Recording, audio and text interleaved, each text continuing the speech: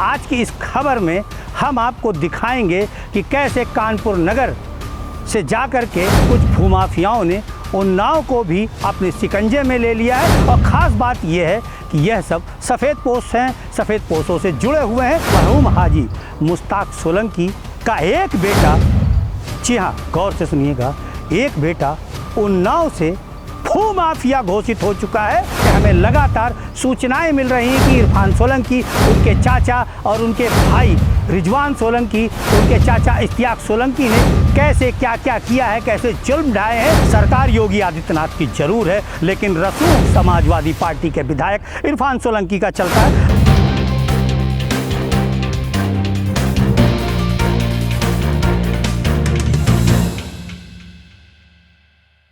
उत्तर प्रदेश के मुख्यमंत्री योगी आदित्यनाथ जी, उत्तर प्रदेश के विधानसभा अध्यक्ष सतीश महाना जी, आपका ध्यान हम आज वर्तमान समय में कानपुर नगर और कानपुर नगर से सटे जिले उन्नाव पर केंद्रित करना चाहते हैं। हम आपको बताना चाहते हैं कि कानपुर नगर के काफ़ी भूमाफिया जा कर के उन्नाव को अपने कब्जे में ले रहे हैं। और हम आपको बता दें कि उन्नाव की धरती भूमाफियाओं के शिकंजे में आ गई है। हम ध्यान केंद्रित करना चाहते हैं उत्तर प्रदेश के पुलिस मुखिया डीजीपी साहब आपका भी हम ध्यान केंद्रित करना चाहते हैं। कानपुर के पुलिस कमिश्नर बीपी जोगदंड जी आपका भी हम ध्यान केंद्रित करना चाहते हैं। जिलाधिकारी कानपुर नगर आपका भी हम ध्यान केंद्रित करना चाहते हैं। पुलिस अधीक्षक उन्नाव आपका भी हम ध्यान केंद्रित करना चाहते हैं। जिलाधिकारी उन्नाव आपका भी, अभी तक हमने जिन जिन के नाम लिए हैं उनके साथ साथ हम ध्यान केंद्रित करना चाहते हैं अपनी भोली भाली शहर की जनता का भी, जो कुछ सफ़ेद पोशों को अपना खुदा, अपना रहनुमा, अपना भगवान मान बैठे हैं। हम आपको बता दें, आज की इस खबर में हम आपको दिखाएंगे कि कैसे कानपुर नगर से जाकर के कुछ भूमाफियाओं ने उन्नाव को भी अपने शिकंजे में ले लिया है। और ख़ास बात यह है कि यह सब सफ़ेद पोश हैं, सफ़ेद पोशों से जुड़े हुए हैं। जैसा कि आप सभी जानते हैं, हाल ही में इरफान सोलंकी चर्चा में आए हैं अपनी गुमनाम कंपनी हमराज कंस्ट्रक्शंस के उजागर हो जाने के बाद, जिसके बाद से हमें लगातार सूचनाएं मिल रही हैं कि इरफान सोलंकी, उनके चाचा और उनके भाई रिजवान सोलंकी, उनके चाचा इश्तियाक सोलंकी ने कैसे क्या क्या किया है, कैसे जुल्म ढाए हैं। उन्हीं की एक किस्त हम लेकर के रोज़ाना कुछ ना कुछ उसको किस्त के रूप में लाते हैं और आपको दिखाते हैं। दिल थाम करके बैठिए, क्योंकि अब जो हम आपको आगे बताने जा रहे हैं उसके बाद से आपका कहीं ना कहीं दिल दुखेगा ज़रूर। कारण यह है कि इरफान सोलंकी के मरहूम पिता हाजी मुश्ताक सोलंकी एक अच्छे इंसान थे। हम आपको बता दें कि हाजी मुश्ताक सोलंकी के नामों को लेकर के कस्में खाई जाती थी और जो वो फैसला अंतिम कर देते थे वो कहीं ना कहीं लोग ईश्वर का फैसला समझते थे, अल्लाह का फैसला समझते थे, न्यायालय का फैसला समझते थे। खबर में हम आगे बढ़ेंगे तो कहीं ना कहीं आप सोचने पर मजबूर हो जाएंगे कि मरहूम हाजी मुश्ताक सोलंकी का एक बेटा, जी हाँ गौर से सुनिएगा, एक बेटा उन्नाव से भूमाफिया घोषित हो चुका है। भूमाफिया का मुकदमा दर्ज है, सरकारी संपत्ति पर कब्जा करने का मुकदमा दर्ज है। जी हाँ, हम बात कर रहे हैं सपा विधायक इरफान सोलंकी के छोटे भाई रिजवान सोलंकी की, जो उन्नाव से भूमाफिया घोषित हो चुका है। आपके सामने स्क्रीन पर है समाजवादी पार्टी के विधायक इरफान सोलंकी के भाई रिजवान सोलंकी की तस्वीर। ध्यान से देखिए, ये तस्वीर जो आपको दिखाई दे रही है मरहूम हाजी मुश्ताक सोलंकी के बेटे की है। जी हाँ, वही मरहूम हाजी मुश्ताक सोलंकी जिनके नामों की लोग कस्में खाते थे। क्या कभी किसी ने सोचा था कि हाजी मुश्ताक सोलंकी जो दोनों हाथों से लोगों में दान करते थे, आज उन्हीं के बेटे पर उन्नाव में भूमाफिया का मुकदमा दर्ज है, सरकारी संपत्ति को गैर कानूनी तरीके से कब्जा करने का मुकदमा दर्ज है। हम आपको एक क्राइम नंबर दिखा रहे हैं जो सन 2017 में दर्ज हुआ था। जी हाँ, एक मुकदमा दर्ज हुआ था रिजवान सोलंकी पर। थाने का नाम है गंगा घाट। जी हाँ, थाना गंगा घाट यानी कि जनपद उन्नाव में लोक निवारण संपत्ति के अधिनियम और 420 धोखाधड़ी एवं अन्य धाराओं में मुकदमा पंजीकृत कराया गया था। और उसी के बाद इन पर भूमाफिया की कार्रवाई हुई थी। भूमाफियाओं की सूची में इनका नाम शामिल किया गया था। सामने फिर से देखिए, क्राइम नंबर है 519/2017, थाना गंगा घाट। इस मामले में जांच उपरांत रिजवान सोलंकी के विरुद्ध मामला सही पाए जाने पर आरोप पत्र न्यायालय में दाखिल किया गया है।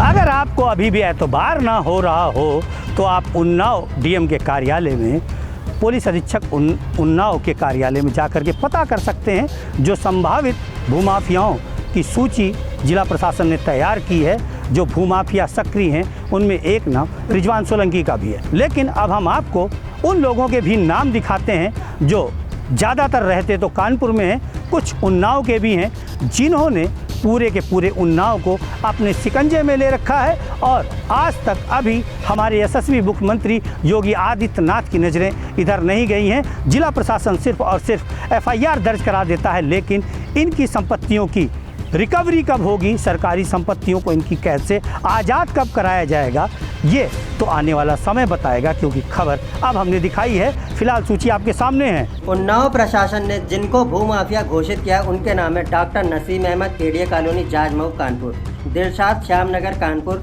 वीरेंद्र चतुर्वेदी, अहमदनगर, शुक्लागंज, मोहम्मद सलीम गदियाना, रामादेवी, कानपुर, दिव्यावस्थी, शक्तिनगर, शुक्लागंज, तैयब कुरैशी, यतीम खाना, कानपुर, नैकानी लाल, नया खेड़ा, शुक्लागंज, नौशाद लारी, जाजमऊ, कानपुर, जगदीश कुमार सनीगवा, कानपुर, जियालाल सुखलाल खेड़ा, शुक्लागंज, बाबूराम बालभद्र खेड़ा, शुक्लागंज, डॉक्टर सारिक केडिया, कानपुर, महफूज जाजमऊ, कानपुर, श्रीपाल आज़ाद नगर, शुक्लागंज, राजकुमार लक्ष्मीकांत, सफ़ीपुर, ओम प्रकाश असोहा, राजेश मंगत खेड़ा, पूर्वा, उन्नाव, रामू माखी, सुनील चकेरी, कानपुर और रणवीर सिंह, बिहार, उन्नाव के नाम शामिल हैं। तो देख सकते हैं आप, इतने नाम हैं। जो नाम हमने बताए हैं ये उन्नाव के जिला प्रशासन द्वारा भूमाफिया घोषित किए जा चुके हैं। उनकी सूची में इनका नाम दर्ज हो चुका है और इनके विरुद्ध कहीं ना कहीं सरकारी ज़मीन पर कब्जा करने का मुकदमा जनपद उन्नाव में दर्ज किया गया है। लेकिन क्या हमारी उत्तर प्रदेश की सरकार की नज़रें इन भूमाफियाओं पर अभी तक पड़ी हैं? कानपुर नगर में रहकर उन्नाव की संपत्ति पर कब्जा करने वाले रिजवान सोलंकी समेत अन्य जिनके नाम अभी हमने आपको दिखाए हैं, जनपद उन्नाव में उन्हें भूमाफिया घोषित किया जा चुका है। लेकिन कानपुर का जिला प्रशासन क्या कर रहा है, कानपुर कमिश्नरेट पुलिस क्या कर रही है, क्या सो रही है?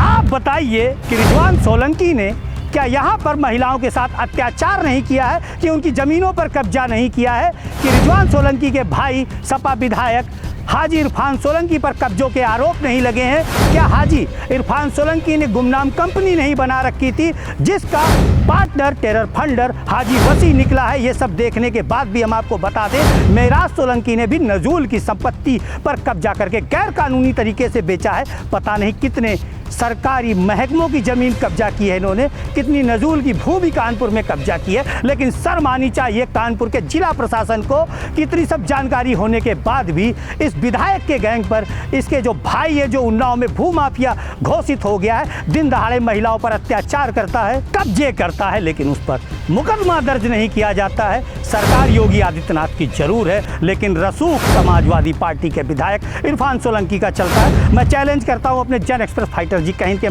माध्यम से कि यहाँ पे भी जो चाचा है वो ही भतीजा है, और उन्नाव में भी जो चाचा है वो ही भतीजा है, और चाचा तो कोई है नहीं। कुल मिला के हम आपको बता दें, जो चाचा मेराज सोलंकी सारे काम करता है वो तो महज एक रबड़ स्टैंप है, लेकिन असल मदारी है इरफान सोलंकी, जो अपने चाचा यानी कि जो चाचा है वो भतीजा है ही नहीं। ऐसे ही उन्नाव में भी रिजवान सोलंकी, हालांकि उन्नाव के जिला प्रशासन ने उसे भूमाफिया घोषित किया, थाना गंगा घाट में उसके विरुद्ध एफआईआर तक दर्ज की गई है, उसके बाद भी शायद मुकदमे दर्ज किए गए थे, जिसकी हम तलाश कर रहे हैं। हम अगली खबर में वो ज़रूर दिखाएंगे, लेकिन हम फिर कह रहे हैं जो चाचा है वही भतीजा है, और असल में चाचा तो कोई है नहीं। तो कुल मिला के चाचा की दम पर कब्जे करने वाला, गैर कानूनी तरीके से नजूल की संपत्तियों पर कब्जे कराने वाला, गुमनाम तरीके से हमराज कंस्ट्रक्शन बना रखी है, और कहीं ना कहीं उसी की आड़ में बड़े खेल किए हैं इस विधायक ने। फिलहाल योगी आदित्यनाथ जी, अब आपको ज़रूरत है कि कानपुर नगर में एक बड़ी टास्क टीम या टास्क फोर्स या सीबीआई से जांच करा लें विधायक इरफान सोलंकी के कर्मों की, मामलों की, क्योंकि कारण ये है कि यहाँ पर इनका इतना रसूख आपको नज़र ही आ रहा है कि आपकी सरकार में भी ये महिलाओं पर अत्याचार करवाता है अपने भाई से, उसके बाद भी उस महिला को न्याय नहीं मिलता। हालांकि उन्नाव से इसका भाई रिजवान सोलंकी भूमाफिया घोषित है, लेकिन यहाँ पर इनके खिलाफ कोई कार्रवाई नहीं की जाती, जबकि उल्टा ये सरकार पर ही चिल्लाते हैं, सरकार पर आरोप लगाते हैं। चलिए, बहुत कुछ हमने दिखाया है, काफ़ी कुछ दिखाया है, और जिला प्रशासन के अधिकारी योगी आदित्यनाथ भी देखें। और ख़ास करके निवेदन है विधानसभा अध्यक्ष सतीश महाना जी से, क्योंकि कहीं ना कहीं वो कानपुर नगर में ही निवास करते हैं, और उनके कानपुर नगर में अगर ये विधायक अपने रसूख के बल पर, अपने भाई और चाचा के बल पर, फिर हम कहेंगे जो चाचा है वही भतीजा है, और चाचा तो कोई है ही नहीं। कारण ये है कि चाचा तो सिर्फ और सिर्फ रबड़ स्टैंप है और कुछ नहीं है। सारा का सारा खेल मदारी बन करके इरफान सोलंकी करता है। देखिए, अपने भाई को भी कहीं ना कहीं इतना आगे कर दिया कि आज मरहूम हाजी मुश्ताक सोलंकी का एक बेटा उन्नाव से भूमाफिया घोषित हो चुका है। कितनी खराब बात है। हमें खबर दिखाते हुए अच्छा नहीं लग रहा, फिर भी दिखाना हमारी मजबूरी है। तो सतीश महाना जी जागिए, क्योंकि कहीं ना कहीं आप विधानसभा अध्यक्ष हैं और आपकी ओर लोग निहार रहे हैं, क्योंकि कहीं ना कहीं सरकार की छवि धूमिल हो रही है, जो इन लोगों पर भूमाफिया की कार्रवाई नहीं हो रही। फिलहाल हम अब यही कहना चाहते हैं कि अब तो जागो सरकार, अब तो जागो कानपुर कमिश्नरेट पुलिस। हम राज कंस्ट्रक्शन कंपनी ने 2013 से जो अभी तक गड़बड़ झाले किए हैं उन्हें निकालिए कि क्या वाकई में हाजी वसी से इनकी कंपनी के रिश्ते नाते टूट गए थे। इनकी पत्नी जो उसमें पार्टनर थी, इनके चाचा जो पार्टनर थे, उसकी भी जांच कीजिए। फिलहाल योगी आदित्यनाथ जी उन्नाव भूमाफियाओं के शिकंजे में आ चुका है।